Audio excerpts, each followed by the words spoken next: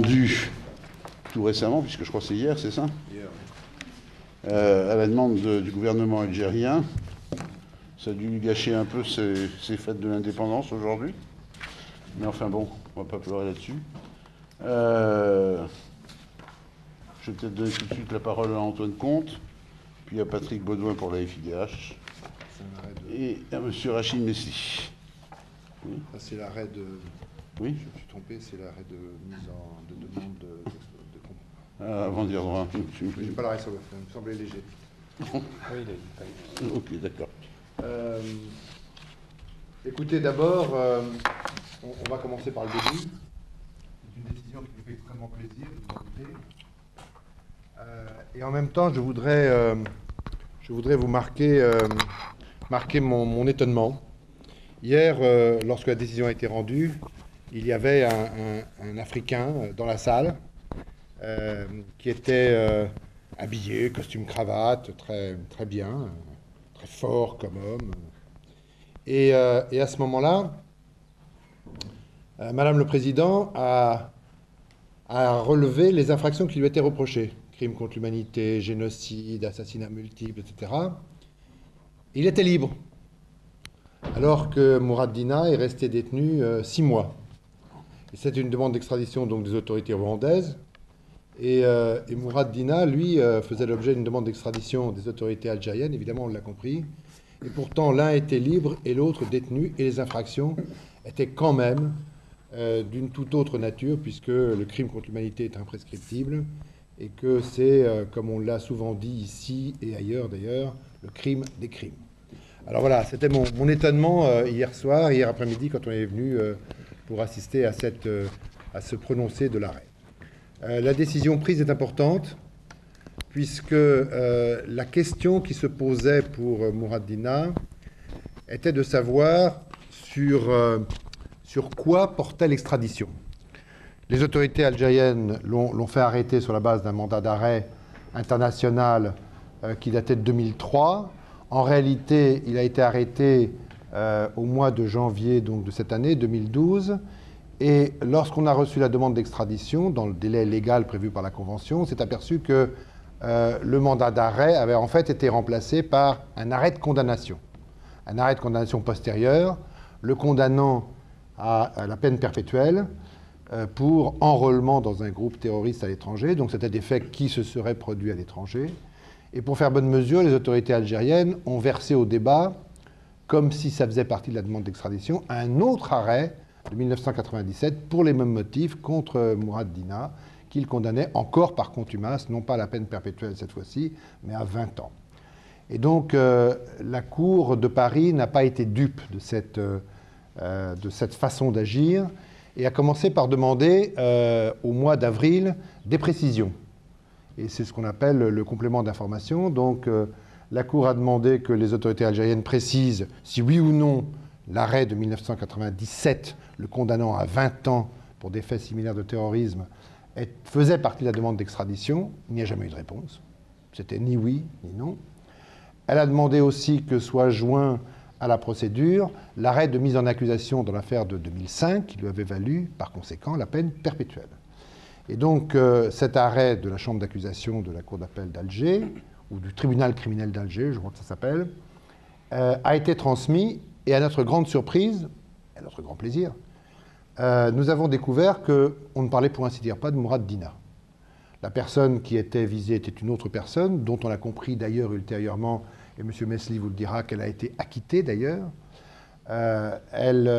Il lui était reproché d'avoir acheté un avion qui devait théoriquement servir, basé en Suisse, qui devait théoriquement servir à transporter des cadres de haut niveau du terrorisme algérien, d'après ce qui était annoncé. Rien de tout ça ne figurait dans l'arrêt de mise en accusation. Et donc c'est assez logiquement que le ministère public a partagé le point de vue de la défense en disant que rien ne pouvait justifier qu'on fasse droit à cette demande d'extradition. Les faits étaient imprécis. Le temps pendant lequel les faits se seraient déroulés variait d'une décision à l'autre. Et pour tout arranger, nous avions eu d'excellents rapports du côté de la défense avec les autorités suisses, où les faits se seraient produits, puisqu'il s'agissait d'un achat d'avions en Suisse pour transporter des cadres du terrorisme algérien. Et nous avions de très bons rapports avec les autorités suisses, de sorte qu'ils nous ont produit une lettre du parquet général et confédéral indiquant qu'aucune espèce de poursuite ne pouvait être diligentée contre Mourad Dina, qui vit en Suisse depuis 20 ans. Et qu'ils avaient fait des recherches, à la demande de certaines autorités qui n'ont pas spécifié, mais on a compris qu'elles étaient algériennes, évidemment, mais qu'aucune espèce d'affaire pénale ou criminelle ne pouvait lui être reprochée. Alors la décision qui est intervenue est donc une décision positive, évidemment pour Mourad Dina, vous en doutez, et sa famille, et pour tous ceux qui le soutiennent, pour le travail qu'il fait en faveur de l'impunité en Algérie, car c'est une question centrale que certainement Patrick Baudouin abordera. Les concordes civiles en Algérie, c'est pas à vous que je vais le dire, vous connaissez bien ces questions-là, je pense, entraînent certes des espèces d'amnistie pour les personnes qui se rendent en Algérie, mais du coup, elles entraînent aussi une espèce d'amnistie pour tous les serviteurs de l'État ou les responsables policiers ou des services qui sont responsables de torture. Elle est faite pour ça, en effet, Michel Thuenne a raison.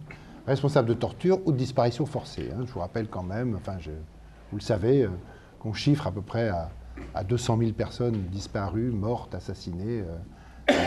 Les effets de la guerre civile qui datent depuis le début des années 90 avec le coup d'État militaire, du général Nézard notamment. Donc la décision est positive pour l'opposition algérienne, pour ceux qui voudraient que la question algérienne se termine par une voie démocratique honnête. Elle est positive évidemment pour la famille de Mourad Dina, et elle est positive pour nous juristes, parce que la Cour est allée chercher dans les éléments de fait précis pour savoir s'il y avait matière à considérer que la personne dont on demandait l'extradition avait pu être impliquée dans ces faits. Et ça, c'est une position qui est pas facile à faire juger par la Cour d'appel de Paris, parce qu'en droit français, on n'examine pas les charges en matière d'extradition. Et donc, par conséquent, la décision étant défavorable, elle lie le gouvernement. Il ne peut plus y avoir d'aucune manière de procédure d'extradition contre M. Dina sur ces questions-là. Alors voilà donc les quelques mots que je voulais soumettre à votre intelligence. Ça a été long comme détention, et c'est pour ça que je commençais par l'exemple de ce Rwandais accusé de crimes contre l'humanité et de génocide. Comparativement, le traitement a été différent, mais nous savons depuis la formule de Jospin que les relations entre la France et l'Algérie sont des relations contraintes, et je pense que cette formule est juste. Voilà, je vous en remercie. Merci Antoine. Patrick Baudouin, président d'honneur de la FIDH. Oui, en complément de ce que vient de dire le jour anniversaire, du 50e anniversaire de l'indépendance de l'Algérie, on aurait aimé avoir quelques sources de satisfaction pour ce qui est d'une amélioration du respect des droits de l'homme par ce pays. Et malheureusement, force est de constater que ce n'est pas le cas, et même qu'au contraire, il y aurait plutôt une aggravation dans certains domaines. Je vais en dire un mot dans un instant. Si on revient à l'affaire Mourad Dina, bon, je crois qu'elle est en résumé l'illustration de cette instrumentalisation à laquelle est habituée l'Algérie, ou plus exactement à laquelle sont habituées les autorités algériennes, instrumentalisation du judiciaire à des fins purement politiques. Et l'Algérie, en demandant l'extradition de Mourad Dina des années après des faits sans doute imaginaires reprochés, l'Algérie pensait que la justice française allait plier devant ces exigences au nom des petits arrangements entre amis qui sont quand même assez le quotidien entre la France et l'Algérie lorsque les relations ne tournent pas un peu vinaigre, ce qui arrive aussi de temps en temps. Bon, il faut d'abord se féliciter, je crois, tous nous félicitons de la décision, dans le cas présent, de la Chambre de l'instruction. Bon, tout en déplorant, Antoine l'a dit, que M. Mourad Dina ait quand même passé 6 mois dans les geôles françaises, en l'occurrence à la prison de la Santé, je crois, avant d'être mis en liberté.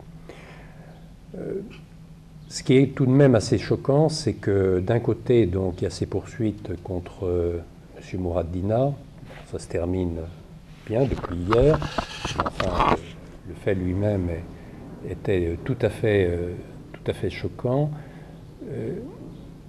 Et d'un autre côté, le comportement des autorités algériennes vis-à-vis de ceux ou celles qui vraiment mériteraient des poursuites pour des actes graves, des exactions considérables qui ont pu être commises. Et c'est tout le problème de ce qu'on a appelé la loi, enfin la charte sur la concorde, la réconciliation nationale, au nom de laquelle l'impunité absolue a été octroyée à tous ceux qui en Algérie, pendant des années, ont pu se rendre coupables de très très graves violations dénoncées par toutes les organisations internationales, d'Amnesty International à Human Rights Watch, en passant par la FIDH, au travers de missions que nous avons faites. Moi, je suis allé, je suis allé 3 fois là-bas, en 1995, en 1997 et en 2000, et à chaque fois, nous avons eu l'occasion de dénoncer toutes ces exactions graves qui ont pu être commises par les forces de sécurité, les militaires algériens. Ce qui ne veut pas dire qu'il n'y avait pas non plus, il faut toujours le rappeler pour ne pas donner l'impression qu'on ne cible qu'un côté, et qu'il y avait aussi, bien sûr, des actes terroristes accomplis par des islamistes dangereux.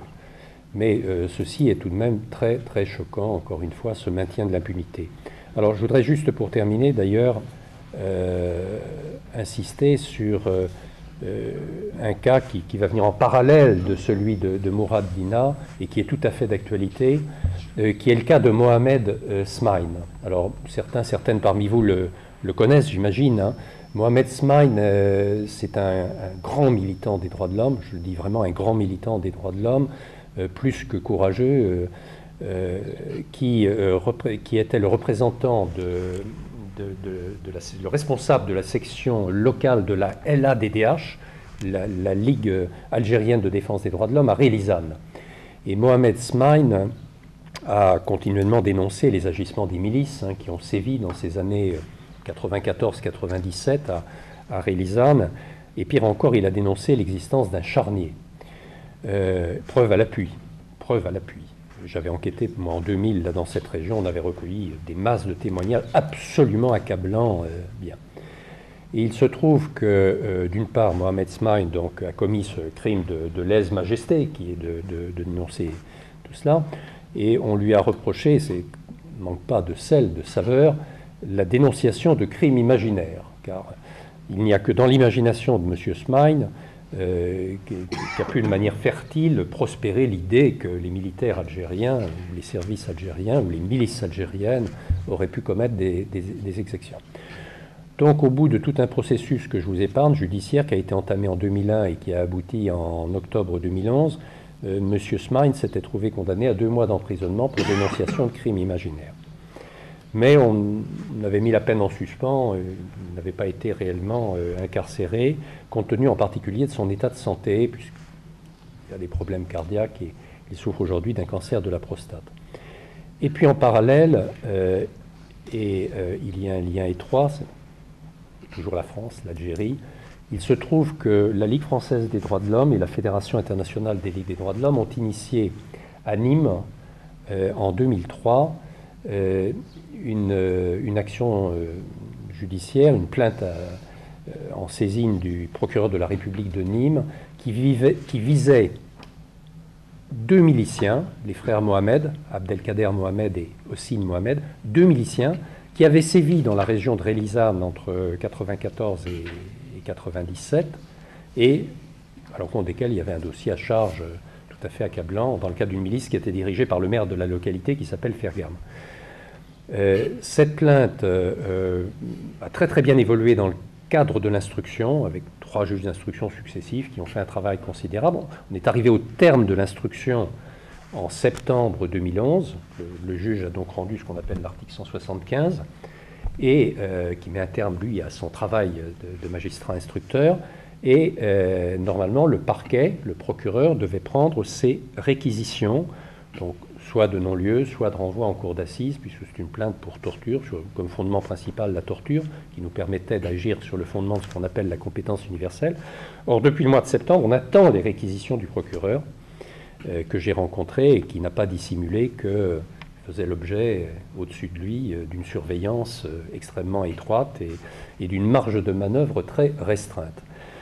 Donc, en présence de cet état de fait, comme on est quand même maintenant au mois de juillet 2012, 9 mois après, on avait prévu faire une conférence de presse le 3 juillet à Paris avec Mohamed Smaïn, venant ici et aidant à dénoncer cette carence de la justice française, pour une fois qu'il n'y avait pas d'impunité, évidemment en dehors de l'Algérie, puisqu'en Algérie on ne peut rien espérer.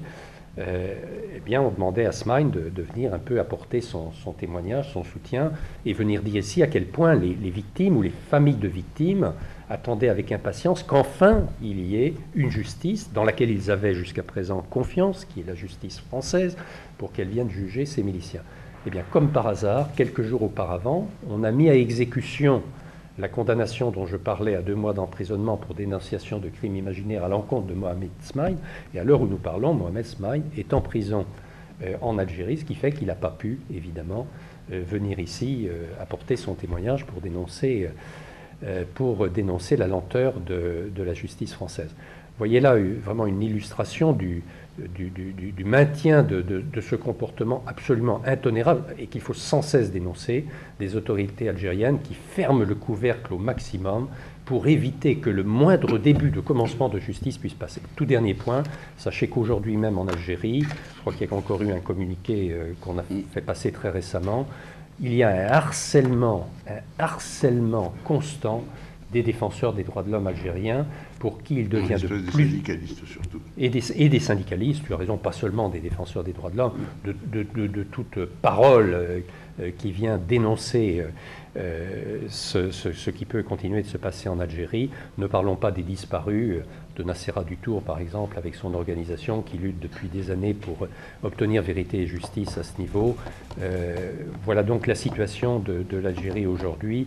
Et ça rejoint bien sûr ce positionnement des autorités algériennes qui demandaient l'extradition pour des motifs qui là sont sans doute très largement imaginaires à l'encontre de M. Mourad Dima.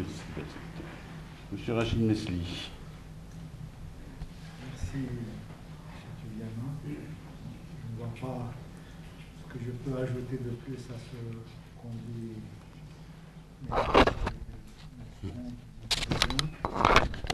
Sinon que bien sûr, nous sommes particulièrement heureux d'être enfin arrivés à bout d'une épreuve qui a quand même duré 6 mois et qui s'est finalement bien terminée. Une épreuve qui arrive au bout de ce qui semble être un processus judiciaire normal, puisqu'il s'agit d'une procédure légale d'extradition qui a été entamée à la suite d'une demande des autorités algériennes. Mais bien évidemment, nous, militants des droits de l'homme, on ne peut bien sûr pas nous empêcher de voir à travers cette affaire une instrumentalisation de la justice française par les autorités algériennes pour arrêter et persécuter un opposant et un militant des droits de l'homme algérien. Bien sûr, je ne connais pas la procédure pénale française, mais lorsque Mourad Dima a été arrêté, je suis allé voir tout de suite qu'est-ce que dit le code de procédure pénale français en matière d'extradition. Et il est clair que ce code de procédure pénale, comme d'ailleurs la convention bilatérale d'extradition, fixe quand même des conditions assez strictes en matière d'extradition.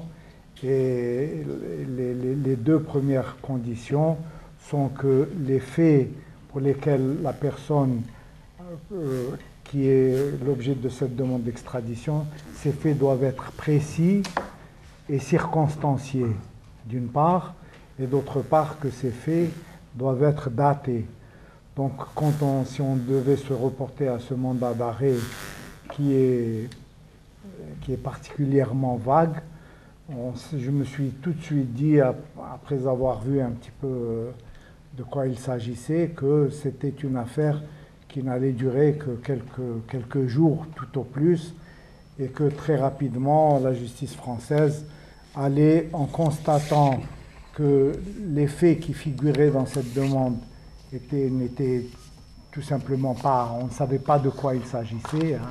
Quelqu'un qui est accusé comme ça de terrorisme en Suisse, à Zurich, entre 97 et 99, c'est tout sauf des faits précis, circonstanciés et datés. Donc nous avons été un petit peu surpris que les autorités françaises aient pu donner suite à la demande d'arrestation provisoire formulée par les Algériens. Et évidemment, on ne pouvait pas ne pas penser qu'il s'agissait d'un deal ou d'une instrumentalisation de la justice française par les Algériens. D'autant plus qu'on avait, avant l'arrestation de Morad, discuté de l'éventualité évidemment de poursuites judiciaires en France, parce qu'on savait très bien que les autorités algériennes ont fait un nombre incalculable de mandats d'arrêt qui concernent bizarrement tous les opposants algériens qui se trouvent à l'étranger. C'est d'ailleurs toujours les mêmes accusations qui reviennent. Ce sont toujours des actes de terrorisme qui ne sont ni précis ni détaillés, ou appartenance à une organisation terroriste qui n'est pas évidemment précisée et qui activerait à l'étranger.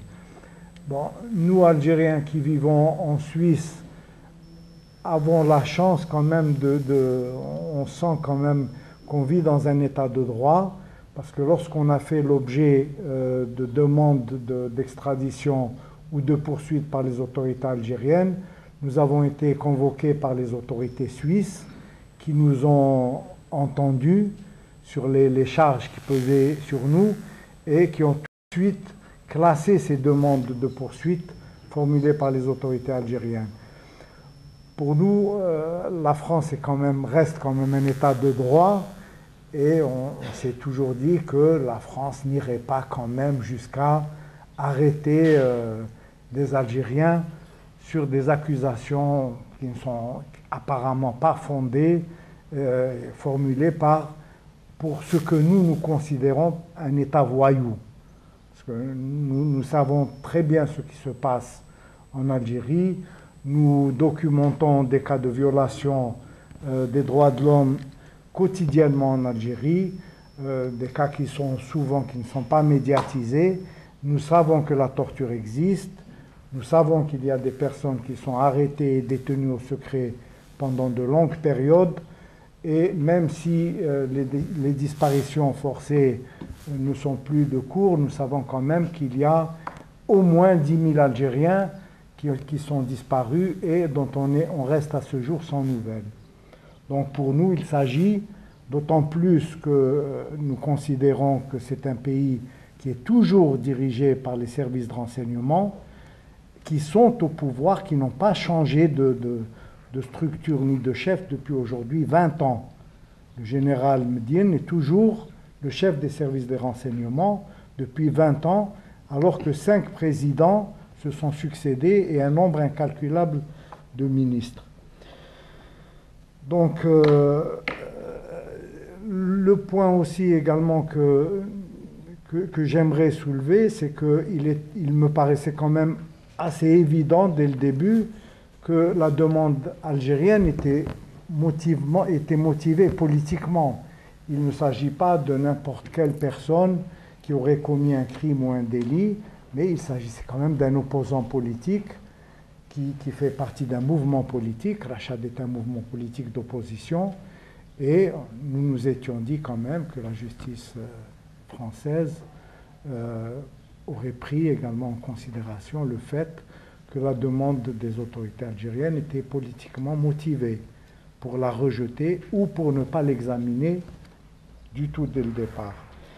Bien sûr, je vais être bref, je ne peux pas non plus m'empêcher, comme l'a soulevé Maître Comte, de faire le parallèle entre enfin, c'est bien tombé, entre le Rwandais qui a comparu hier à l'audience et poursuivi quand même par son pays pour crimes contre l'humanité et génocide, et qui arrive en prévenu libre à l'audience et qui repart